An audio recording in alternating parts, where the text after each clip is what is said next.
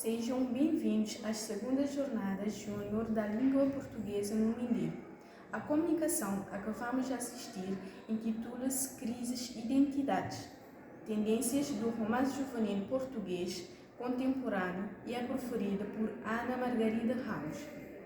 Ana Margarida Ramos é doutorada em Literatura e professora catedrática do Departamento de Línguas e Culturas da Universidade de Aveiro, onde leciona disciplinas da área da literatura portuguesa e da literatura para a infância em cursos de licenciatura, mestrado e doutoramento.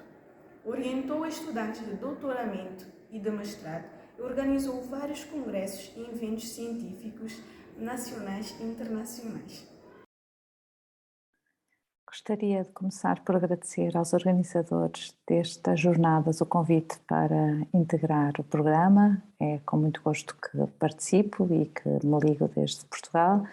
e também de saudar as pessoas que estão a participar, assistindo às várias intervenções. Espero que considerem que estas jornadas possam ser relevantes para as suas atividades profissionais e académicas. Eu vou apresentar uma comunicação, uma intervenção intitulada Crises e Identidades, Tendências do Romance Juvenil Português Contemporâneo, onde pretendo, a partir de um corpus de 5 romances publicados recentemente nos últimos anos em Portugal, tentar refletir um pouco sobre as características desta publicação, não só em termos do conteúdo, enfim, das tendências da escrita, mas também em termos de alguns elementos visuais e paratextuais que têm vindo a caracterizar a publicação de livros para jovens em Portugal nos últimos anos. Queria situar um pouco esta produção mais recente naquilo que é, digamos assim, uma tendência mais global também da publicação de literatura juvenil, e lembrar, enfim, que estas publicações e estes romances em particular vêm no seguimento de uma tendência crescente de novo impulso criativo que a literatura juvenil vem conhecendo nos últimos anos, enfim, talvez menos significativo do que a literatura infantil, mas ainda assim merecedor de destaque. E no seguimento daquilo que foi, ou que continua a ser, não é, a publicação de uma série de autores consolidados e reconhecidos que têm publicado livros para jovens desde os anos 80 e 90, estou a pensar em Alice Vieira, António Mota ou Ana Saldanha, por exemplo, a que se juntou também, mesmo que de forma mais esporádica, mas com grande qualidade, Álvaro Magalhães. Nos últimos anos assistimos ao aparecimento de um conjunto de novos autores que começaram a publicar textos para jovens e onde se incluem, por exemplo, os nomes do Afonso Cruz, da Conceição Diniz Tomé, do David Machado, da Ana Pessoa, só para dar aqui alguns exemplos, aos quais também se juntaram outros autores que, não publicando exclusivamente para o público juvenil ou infantil, deram contributos relevantes também neste segmento, e aqui estaria a pensar, por exemplo, nos casos de Dulce Maria Cardoso, de Alexandra Lucas Coelho, Jorge Araújo ou Gonçalo M. Tavares. Não tenho aqui tempo de desenvolver com profundidade questões mais teóricas ligadas aos estudos específicos sobre a literatura juvenil, pelo menos realizados em Portugal, que também eles são um pouco menos frequentes do que aqueles dedicados à literatura infantil, ainda que nos últimos anos tenham sido defendidas algumas teses, quer de mestrado, quer de doutoramento, nesta área, a que se vieram juntar a trabalhos pioneiros neste domínio, como os de Francesca Blockwell ou de Isabel Villamaior. Ainda assim, merece destaque um conjunto de estudos que foram publicados nos últimos anos da autoria de Madalena Teixeira da Silva, e que é uma investigadora que se destaca exatamente pela atenção recorrente que vem dando à literatura juvenil e em particular ao romance juvenil, dando conta das suas tendências, mas também tentando ou procurando analisar as suas suas especificidades, quer em relação à literatura infantil, quer também em relação à literatura adulta, e é uma autora e uma investigadora que interessa ler, interessa acompanhar para quem estiver interessado em consolidar e em desenvolver mais referências sobre este domínio e este universo. Aqui, e de uma forma breve, pretendo caracterizar, como disse, algumas das tendências dominantes da narrativa juvenil portuguesa contemporânea e vou colocar aqui algum ênfase na questão do tratamento literário, da questão da identidade, não apenas em termos individuais ou mais subjetivos, enfim, ligada àquilo a que se convencionou chamar o coming of age novel ou romance de crescimento, mas também ao nível social e coletivo, com implicações mais abrangentes, denunciando algumas das mais relevantes crises da atualidade. Nesta medida, pretendo refletir sobre a forma como o romance português, preferencialmente dedicado aos jovens, reflete sobre o mundo, os valores dominantes, escapando a um certo umbiguismo que sempre caracteriza esta produção em resultado da centralidade que o universo adolescente ocupa nestes livros. Para tal, escolhi 5 romances juvenis de diferentes autores, publicados nos últimos 10 anos, que ilustram bem os desenvolvimentos deste género, não só em termos de conteúdo, mas do relevo que é concedido em várias destas obras à ilustração e ao design gráfico, cada vez mais relevantes até para contar uma determinada história. Os livros em análise, mesmo se sintética, são o romance Irmão Lobo, de Carla Maia de Almeida, com ilustrações de António Jorge Gonçalves, publicado pela primeira vez na Planeta Tangerina em 2013, o romance Não Te Afastes, de Inês Barata Raposo, com ilustrações de Susa Monteiro, publicado pela Bruá, em 2018, também em 2018 o volume Não Te Afastes, de David Machado, com Chancela da Caminho, e a narrativa gráfica, o romance gráfico de Ana Pessoa e Bernardo P. Carvalho, publicado em 2020 pela Planeta Tangerina, e finalmente também da Planeta Tangerina um romance de Joana Estrela, com a qual fecharei esta análise ou esta leitura. Começaria por assinalar que, em termos globais, o romance juvenil português contemporâneo vem sendo dominado por uma linha de recorte mais realista, por um registro preferencialmente intimista, mas também enfim, neste universo se poderem cruzar uma variedade de linguagens, géneros e estilos, com formulações mais ou menos miscigenadas, como acontece com aquilo a que chamamos romance multimodal, o hybrid novel, e também a narrativa gráfica que já aludi aqui. Em termos temáticos, as tendências globais da ficção juvenil contemporânea apontam como a maior novidade a introdução de universos e temáticas fraturantes, às vezes conotados com temas polémicos ou perturbadores, aproximáveis do universo crossover, a par da continuidade ao nível da recriação dos universos próximos dos juvenis, ligados às ideias de crescimento, de independência, às questões identitárias e a contextos como a casa, a família, a escola também, promovendo o reconhecimento e a identificação dos leitores com os ambientes e as situações recriadas nos livros. Estes temas tem um impacto narrativo visível na preferência por focalizações preferencialmente internas, identificadas com os protagonistas da história, que são também eles geralmente adolescentes,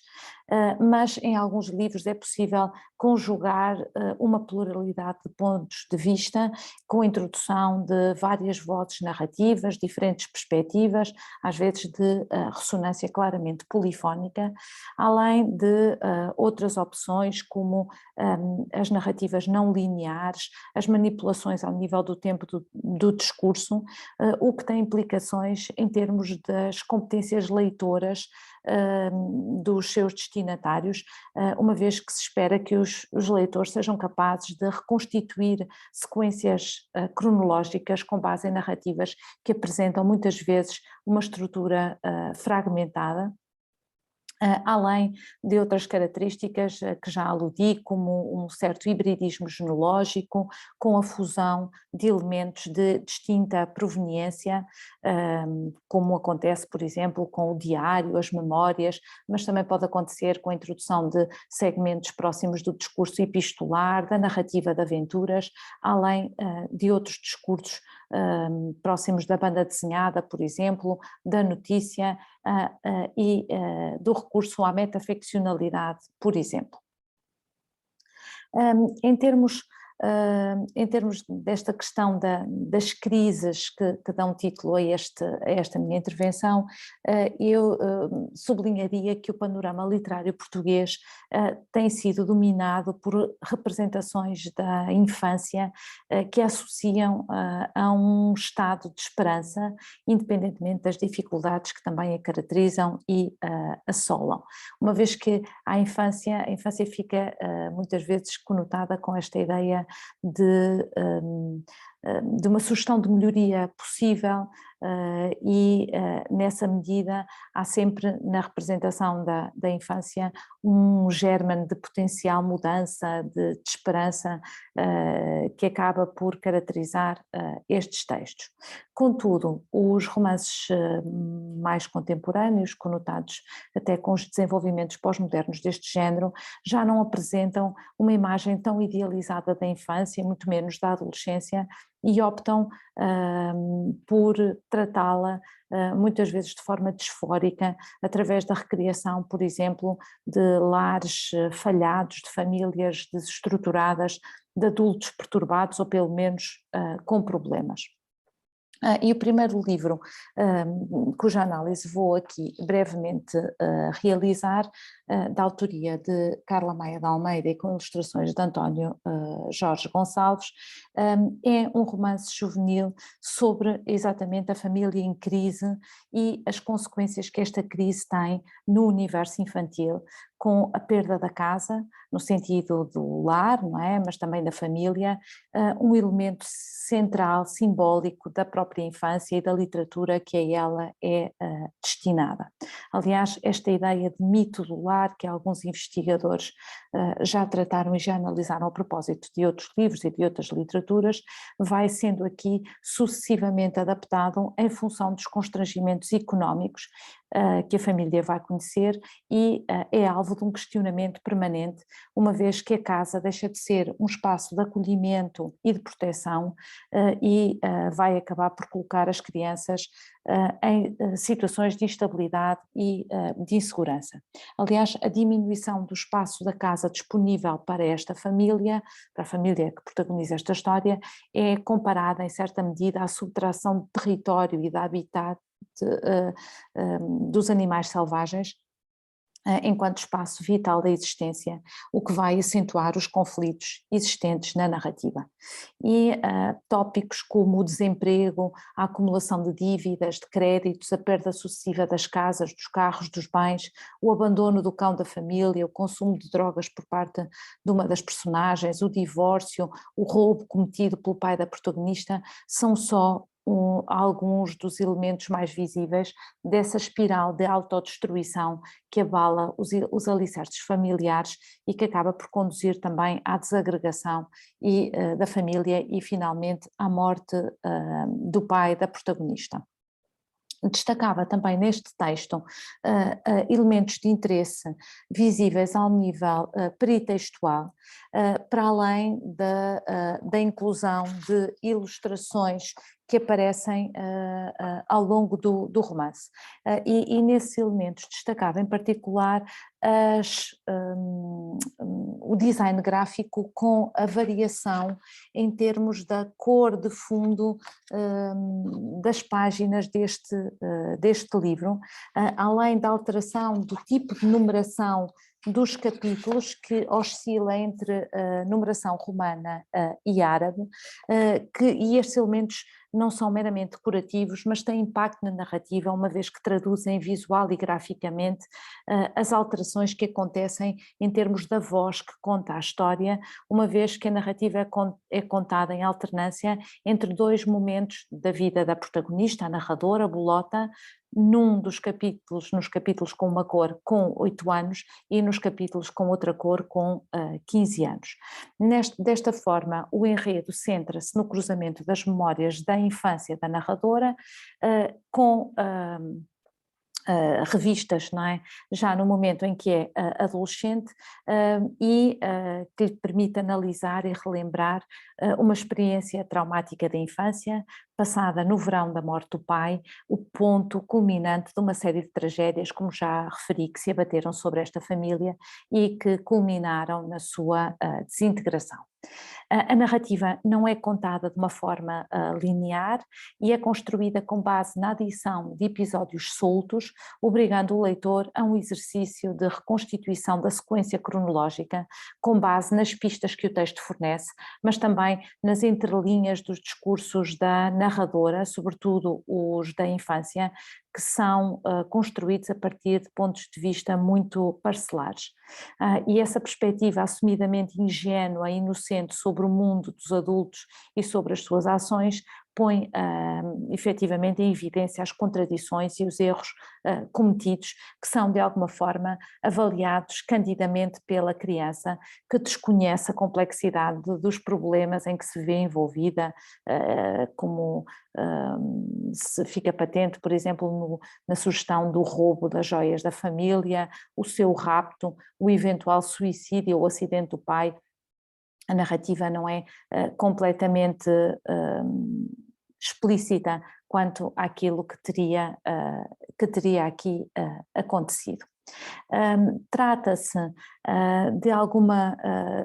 medida, este livro, daquilo que se pode chamar uma revisitação poética dos tempos difíceis que muitas famílias portuguesas atravessaram durante a crise económica que abalou o mundo ocidental e que teve em Portugal profundas consequências. E desta forma este romance concilia uma visão infantil de um mundo aparentemente incoerente com a busca de uma lógica alternativa capaz de o ordenar e de lhe dar um sentido compreensível para o olhar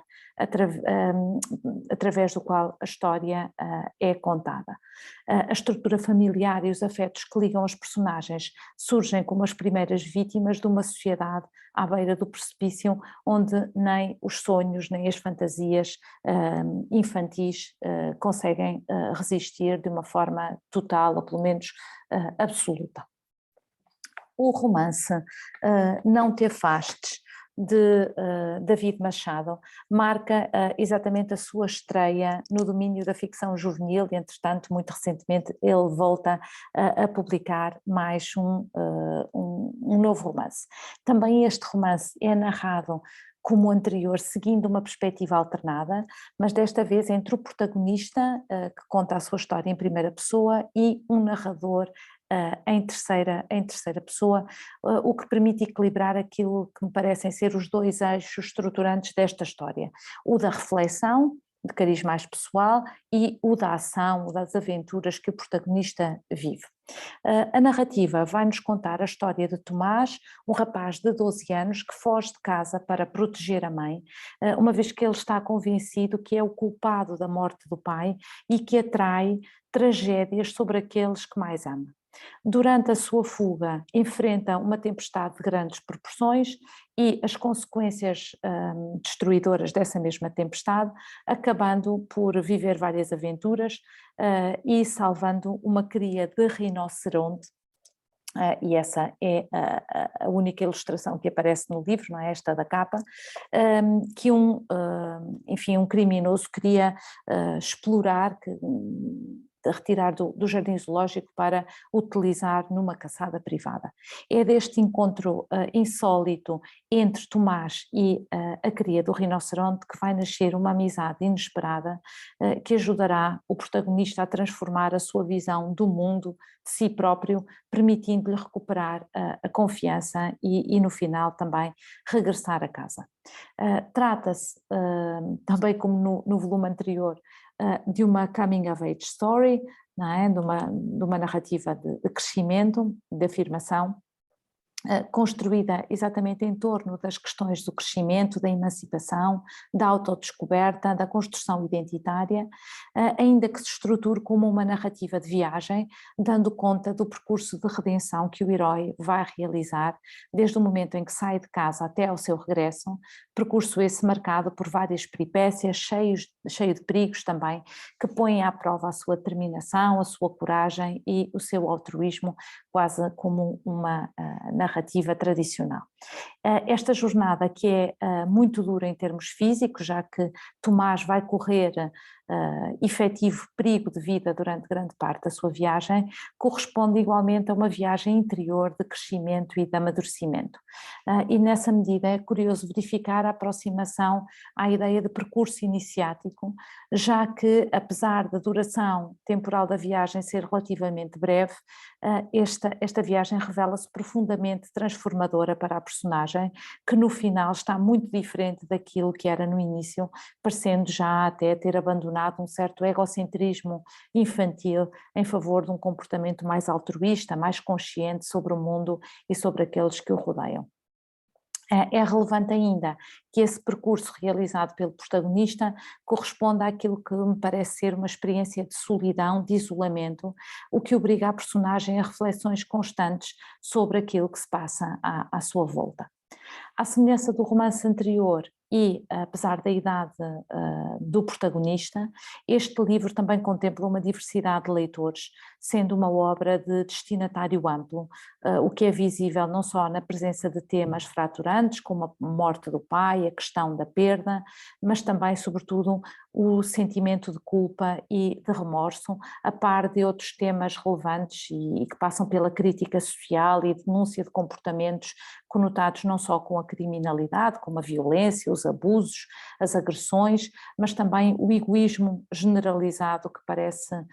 dominar a sociedade, sobretudo em situações de limite da sobrevivência. Em oposição a estas ideias, são valorizadas as relações familiares, com relevo para as ligações cúmplices entre pais e filhos, a amizade incondicional, que não conhece aqui sequer barreiras ou fronteiras, podendo incluir desconhecidos e até um animal selvagem. Como eu disse há pouco, de todos os livros que vou aqui apresentar, este é o único que não integra ilustrações, para além desta imagem da capa que já mostrei, e de um pequeno apontamento visual que ilustra ou encabeça cada um dos capítulos e que varia exatamente também aqui para sabermos quem é a voz que vai falar. Apesar dessa ausência de ilustrações, estamos perante um texto que é dominado por um intenso visualismo, patente não só nas pausas descritivas, mas sobretudo nas intensas cenas de ação, muito dinâmicas, muito expressivas, de clara ressonância cinematográfica. Destacaria, para além de outros aspectos, enfim, que podia aqui mencionar, um certo hibridismo genealógico caracteriza também esta narrativa, com a combinação de elementos oriundos do romance de aventuras, de mistério, de suspense, com outros de narrativas de cariz mais intimista, mesmo diarístico ou memorístico, já que o texto também contempla muitas reflexões interiores. Para além da crise pessoal, dos dilemas existenciais vividos pelo personagem, há outras questões mais globais que não passam ao lado do romance, como a emergência ecológica, um tema que é aqui tratado de forma transversal. social. A somar à questão da oposição entre a cidade e o campo, vistos como universos separados e quase em conflito, o romance dá ainda conta das consequências da relação desequilibrada do homem com a natureza, uma vez que a explora de uma forma inexorável em seu proveito, como fica patente, por exemplo, na questão do tratamento que é dado aos animais selvagens em cativeiro, ou, uma vez libertos, são utilizados para serem caçados por gente rica, mas também, por exemplo, na descrição da violência do furacão, uma espécie de um fenómeno extremo que parece ser resultante, não é, das alterações climáticas e com consequências negativas, quer para os animais, quer para as pessoas. Aliás, o cenário quase apocalíptico que Tomás experiencia e no qual a fúria dos elementos naturais se soma à violência das pessoas, e temos aqui vários episódios que ilustram o assédio de que a personagem é alvo por parte do homem embriagado, o roubo do telemóvel pelos adolescentes, a violência, as agressões também de que é alvo pelo tratador do rinoceronte. Eu diria que, apesar de tudo, há no romance momentos em que se vislumbra, se quiserem, o que acontece à humanidade quando exposta a situações extremas, porque o melhor e o pior de si mesmo também são revelados. Passando já para o terceiro livro, Coisas que Acontecem, foi distinguido com o Prémio Branquinho da Fonseca Expresso Gulbenkian na modalidade juvenil em 2017 e depois dado à estampa então pela Broá em 2018, e é uma narrativa também ela centrada num processo de recuperação, neste caso psicológica da personagem narradora, depois de uma crise nervosa aguda, resultado da morte da avó, mas à qual se vai somar uma série de outros problemas, com especial relevo para o ambiente familiar em ruptura no qual a personagem vive, culminando com a zanga com a sua melhor amiga. A história em primeira pessoa é contada em analepse, e a própria narrativa parece também ela fazer parte desse percurso de reconstrução interior da heroína, surgindo inclusivamente como uma recomendação terapêutica da psicóloga, tal como é dito logo na primeira página da obra. A opção pelo anonimato da narrativa parece estar ao serviço de uma certa estratégia de reforço da verosimilhança e da autenticidade do relato, permitindo uma expressão mais livre, sem constrangimentos, dos pensamentos, dos sentimentos e das emoções que assolam a protagonista. Desta forma, o leitor é transformado numa espécie de confidente dos segredos da narradora, tornando-se próximo e cúmplice dela, o que favorece também esse intimismo do relato, onde nada fica oculto. E a história progride desta forma de revelação em revelação, e apesar da tal aparente leveza do relato, em resultado de um discurso onde não falta muita autoironia e algum humor, o leitor é conduzido num turbilhão de emoções que atingem a protagonista e que a conduzem, como disse há pouco, ao tal episódio violento da autoagressão no dia da morte da avó, onde a protagonista parte ao murro os espelhos dos elevadores do prédio onde vive, acabando por lesionar as suas mãos de forma permanente, o que tem como consequência o facto dela depois já não poder continuar os seus estudos musicais. O que é mais um elemento dessa tal sucessão de perdas que vai culminar depois num outro surto violento, desta vez direcionado para a melhor amiga. Trata-se sobretudo enfim, de acontecimentos que nos revelam a incapacidade que a protagonista parece ter em verbalizar a dor pela perda da avó, figura esta que era sem dúvida, ou consistia sem dúvida, na sua referência afetiva mais estruturante, sobretudo tendo em conta que a relação com os pais era algo problemático, enfim, porque os pais viviam também numa situação um pouco conflituosa. A narrativa, em termos globais, concentra-se num único dia, o último dia de aulas antes das férias do verão, durante o qual a narradora vai relembrar então todos os problemas pelos quais passou no último ano, e também vai ser nesse dia que ela toma a decisão de procurar Jo, a sua antiga melhor amiga, procurando reconstituir a amizade entretanto perdida. De alguma forma, é este passo, é esta decisão que marca um momento decisivo no seu processo de recuperação psicológica, de aceitação das perdas sofridas e das limitações da sua existência, e é um processo, ou melhor, é um passo que resulta não só do tratamento que está a levar a cabo, não é? Do acompanhamento psicológico que está a ter, mas também do seu crescimento e do seu próprio processo de amadurecimento pessoal. Este dia reveste-se de um especial significado por todas as novas possibilidades que vai abrir, e depois, sobretudo, das experiências trágicas vividas, fechando um ciclo e iniciando um novo.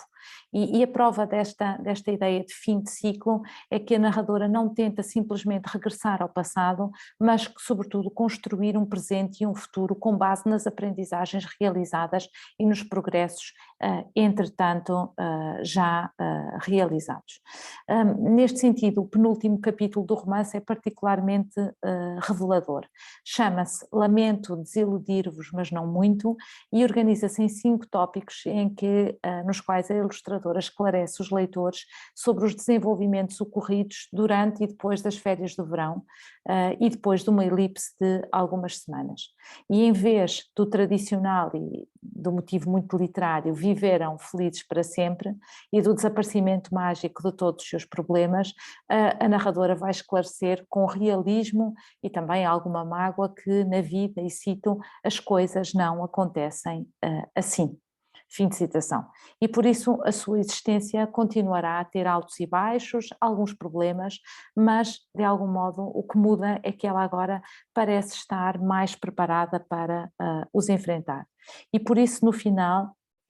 apesar de todos os elementos negativos que marcam a sua vida, o divórcio dos pais, o abandono definitivo da prática do violino, o distanciamento em relação à melhor amiga, a narradora acaba por descobrir outras atividades alternativas que também lhe permitem ser feliz, como por exemplo, começa a dedicar-se à escrita de canções e aparentemente inicia o namoro com Rafa. E o final feliz da personagem pode ser exatamente esse, não é? O do crescimento, o do seu amadurecimento, mas também, sobretudo, da sua capacidade agora para fazer face aos problemas e aos imprevistos. O tratamento literário do tema da saúde mental e dos seus desequilíbrios na adolescência e na juventude é um tema pouco frequente no contexto português, sobretudo em romances de maior ambição literária, constituindo este livro uma exceção relevante e que merece aqui ser identificada. Sem entrar em detalhes muito específicos, a narradora vai referir-se ao apoio psicológico que passou a receber depois dos tais surtos violentos que experienciou, aludindo pelo menos a 2 terapias em particulares: a escrita de uma carta dirigida à avó desaparecida e a narração da sua história de vida, que acaba por ser o próprio romance que os leitores têm nas mãos. E assim, para além desta evidente dimensão metaficcional que essa atividade de escrita configura, ficam patentes outras funcionalidades da mesma, associadas quer à catarse da personagem, que é obrigada a refletir sobre o seu mundo interior e sobre os dilemas que vive, quer à aceitação das suas limitações e angústias, transformando-se num processo de autognose de considerável relevo. Situado num universo editorial diferente, o romance, o volume Desvio, de autoria partilhada entre Ana Pessoa e Bernardo Carvalho, parece resultar de um passo em frente na criação de uma história, de uma narrativa, não é? Que tem uma relação sinérgica entre texto, imagens e design gráfico para contar uma história, não é? Esta também se vai situar no contexto das Coming of Age Stories, em particular nas vivências cotidianas de uns dias de férias de verão do protagonista, Miguel, um jovem de 18 anos, que se encontra também ele em processo de autodescoberta. Longe dos pais, dos amigos, da própria namorada, sozinho em casa com os seus pensamentos ou então a deambular pela cidade sem rumo definido, o protagonista vai passar por um processo introspectivo que o leva, no fim de contas, a procurar um rumo alternativo para a sua vida. O livro é dominado dessa forma pelo monólogo interior e alterna com memórias de episódios marcantes de um passado recente. A vivência do tempo presente, que é apresentado um pouco em suspenso, e esta ideia do desvio do título também faz jus um pouco a esta sugestão. Então essa vivência do tempo presente é entrecortada por essas memórias, mas também por reflexões e projeções da personagem sobre aquilo que vai fazer a seguir, constituindo-se este momento como uma encruzilhada ou, a fazer jus ao título, como um desvio na aparente rotina da sucessão dos seus dias. Esta experiência de isolamento e de solidão da personagem, mesmo se não completamente totais, estas experiências, dizia eu, vão fortalecer a introspeção e a autoanálise e conduzem a personagem para um maior autoconhecimento, que em última instância corresponderá ao seu próprio crescimento e à afirmação pessoal. O Miguel parece ter muitas dúvidas sobre a sua identidade, sente-se sempre aquém das expectativas dos outros à sua volta, sejam eles os pais, a namorada ou até mesmo os amigos, o que lhe provoca um sentimento de insatisfação e até de alguma desilusão também. Vai ter um papel muito relevante nesta narrativa, a figura da tia, que surge como uma espécie de personagem adjuvante, na medida em que está a estabelecer uma espécie de mediação entre o universo juvenil e o adulto. E esta personagem vai ser responsável não só por ajudar Miguel a descobrir o gosto pelo cinema, o que pode constituir no final até uma possibilidade de carreira futura para a personagem, mas também esta personagem tem um impacto na valorização da individualidade, da independência do próprio Miguel, face àquilo que são as expectativas ou os desejos de terceiros, numa clara afirmação pessoal que, a meu ver, parece ser a maior conquista destes dias de reflexão. Sendo possivelmente este o exemplo da narrativa, das que escolhi para aqui analisar, a que mais clara e inequivocamente está centrada na personagem e talvez o mais egocêntrico, se quisermos, dos romances aqui em análise, ele não deixa também de aludir, ainda que de forma mais marginal, às contradições, aos paradoxos da contemporaneidade, incluindo às crises de identidade mais globais, evidenciando, por exemplo, não só a questão da dependência em relação às redes sociais, mas associada a essa dependência uma certa valorização da aparência e da ilusão da felicidade que estas mesmas redes parecem promover. Aliás, a aparente sugestão de escape ou fuga, por exemplo, proporcionados pelos videojogos que criam realidades alternativas ou paralelas, também ou está aqui recriada e depressa se transforma também ela em tédio e cansaço, não correspondente totalmente às expectativas geradas por estes mídia. Trata-se, como eu disse, então, de uma narrativa multimodal, onde o texto e as imagens se articulam e complementam para contar a história, o que parece corresponder não só a uma tendência recente, mas que aqui tem uma ligação evidente com a própria história que é contada. Colaborando, por exemplo, na tradução visual de sugestões muito marcantes e recorrentes ao longo do romance, associadas ao cansaço, ao tédio e até à depressão, muitas delas da ordem do indizível, e nessa medida uma narrativa visual ajuda a recriar de uma forma muito clara estes temas e estas questões. Aliás, a narrativa cruza várias linguagens oriundas de diferentes mídia, para além dos videojogos a que já aludia, o cinema, vão aparecer também outros elementos, e é interessante ver como estes elementos criam uma certa tensão entre a ação e o dinamismo que os caracteriza, os videojogos,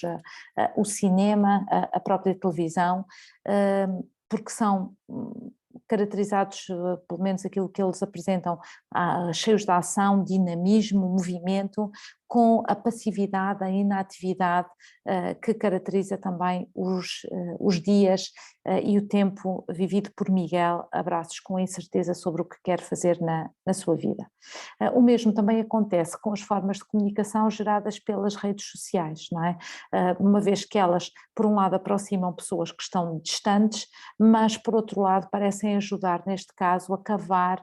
de forma ainda mais profunda o isolamento da personagem e também o seu sentimento de inadequação. Por exemplo, quando Miguel observa as partilhas das fotos dos amigos no Instagram ou troca mensagens com eles no WhatsApp, fica patente a diferença clara que existe entre eles, as suas vidas, as suas rotinas, como se as imagens e as mensagens partilhadas correspondessem a uma realidade alternativa, também construída como a ficção cinematográfica em cima da vida efetivamente vivida. Finalmente, o último livro, Pardalita, de Joana Estrela, marca a estreia desta jovem autora no universo da narrativa juvenil, depois de ter dado à estampa alguns livros a álbum infantis de grande qualidade. A Joana Estrela tem experiência na área da ilustração e da narrativa gráfica, e talvez isto explique que a sua obra de estreia seja já um romance multimodal de elevada maturidade, não só pela forma como ela combina também aqui texto e imagens para contar uma história, mas sobretudo pela forma delicada e sutil como vai tratar o tema da homossexualidade feminina na juventude. A história é contada em primeira pessoa a partir da perspectiva de Raquel, a narradora, e centra-se no processo de enamoramento desta narradora por Pardalita, mas também sobre o que esse processo revela sobre a própria protagonista, as suas dúvidas, os seus receios, as suas incertezas e hesitações. De alguma forma, é possível dizer que este livro acaba por ser mais sobre Raquel e sobre o seu processo de autoconhecimento e autodescoberta, incluindo a aceitação da sua homossexualidade, que se vai revelando pouco a pouco ao longo da história, do que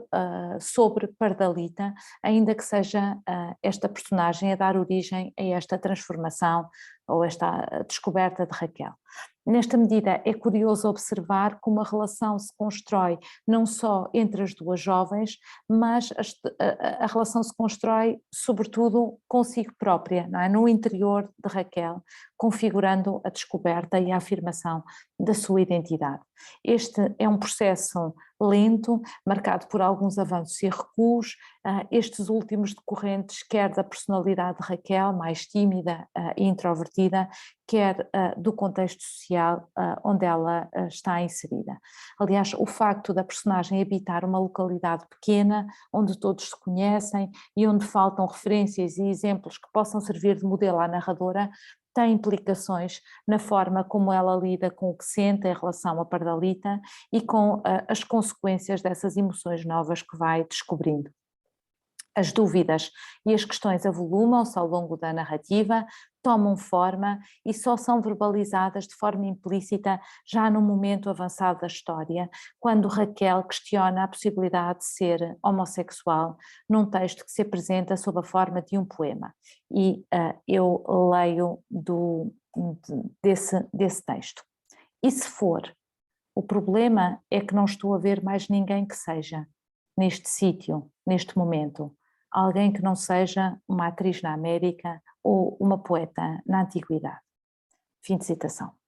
A atração por Pardalita parece insuflar em Raquel uma coragem nova, levando-a a arriscar mais e a sair da sua zona de conforto, de que a entrada num grupo de teatro é apenas um dos exemplos. De alguma forma é também Pardalita que vai ajudar a narradora a ganhar uma nova confiança e a procurar descobrir onde a leva esta atração. O tema da homossexualidade feminina é tratado então aqui com particular delicadeza e sensibilidade, sublinhada por uma contenção verbal e pelo aumento do relevo da componente visual, sobretudo nas cenas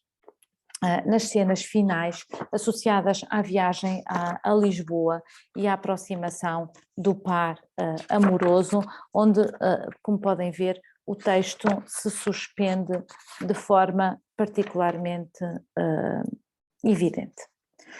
Como acontece nos outros volumes analisados, a centralidade da narrativa no processo de descoberta e da aceitação da identidade da narradora não impede uma análise e uma reflexão sobre o mundo à sua volta, dando conta das contradições que o caracterizam, sobretudo quando percepcionado a partir de um ponto de vista marcado por alguma ingenuidade. Questões ligadas a temas como a imigração,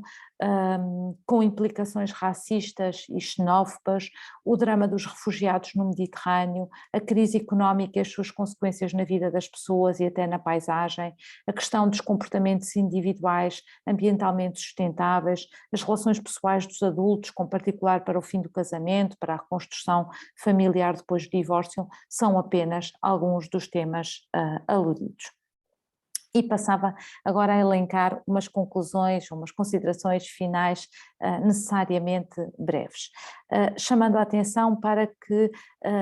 outros aspectos transversais à produção ficcional, para além destes temas que referi aqui, passam pelo relevo dos elementos visuais, nomeadamente através da ilustração e do design gráfico, cada vez mais relevantes para a construção de sentidos. Em vários casos, como vimos, esse investimento na componente visual e gráfica ultrapassa claramente uma funcionalidade mais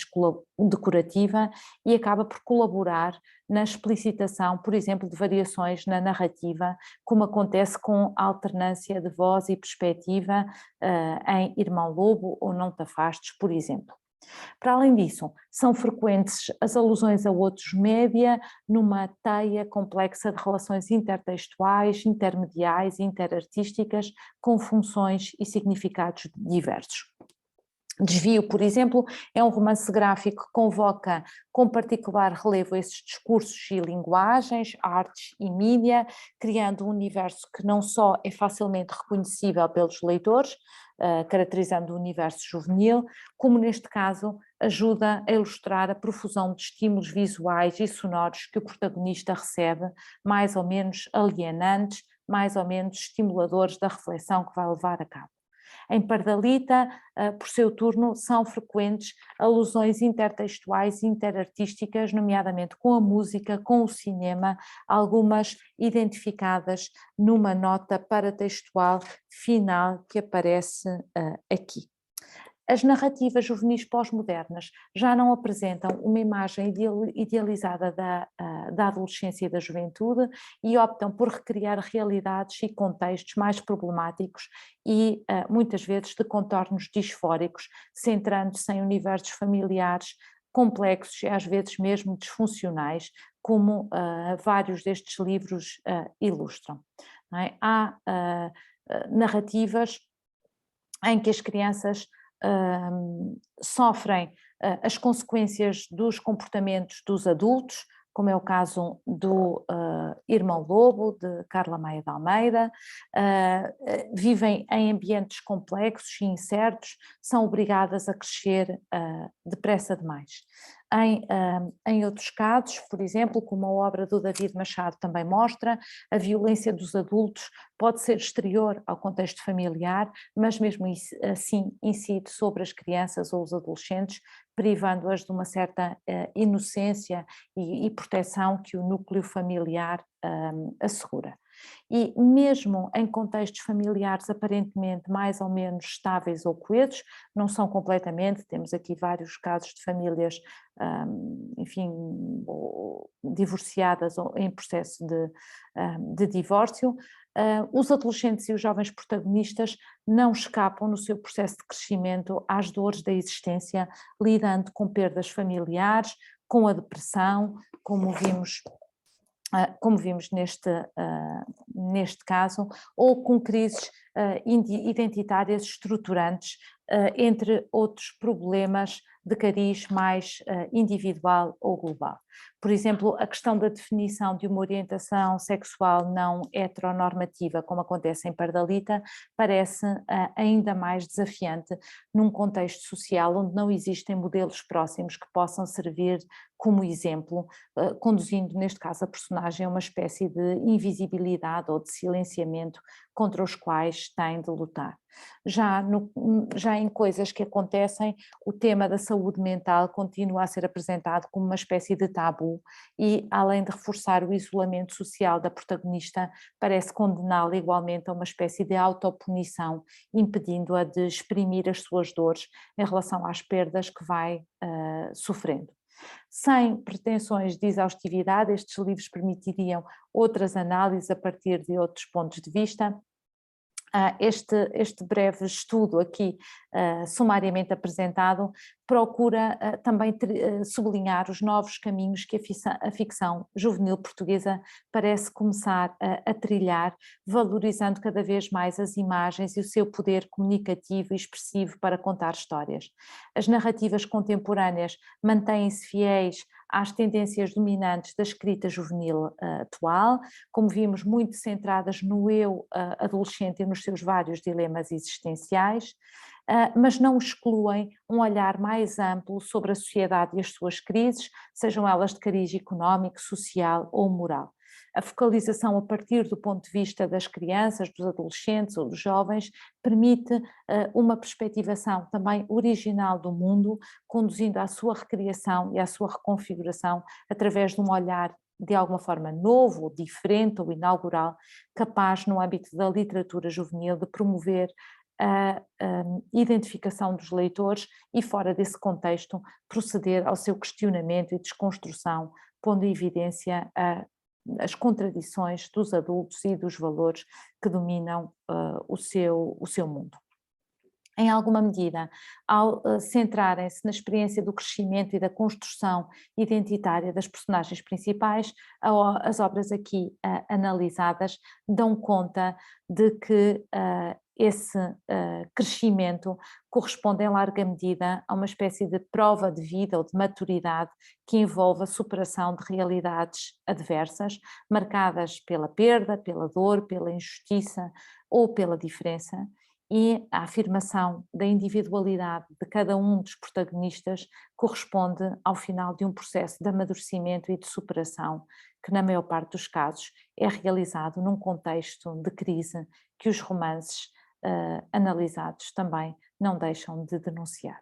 Muito obrigada pela vossa atenção, espero que esta apresentação tenha pelo menos suscitado curiosidade para conhecerem estas obras e para procederem à sua leitura. Se assim for, fico muito feliz por isso, desejo-vos boas leituras